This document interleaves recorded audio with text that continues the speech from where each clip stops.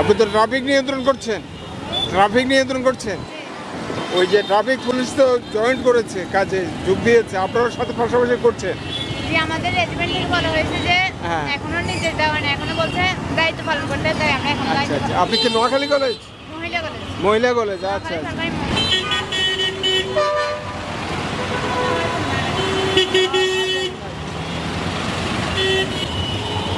আপনারা তো দায়িত্বে ফিরেছে, কবে থেকে কাজ শুরু করেছে? আজকে 3 দিন। আজ 3 দিনে কাজ শুরু হয়েছে। আপনাদের পাশাপাশি ছাত্র এবং ছাত্রীরা কাজ করছে, সবাই কাজ করতেছে, আমাদের সাথে আছে মহিলা কলেজের ছাত্র আছে, সবাই আছে। কেমন লাগছে এখন?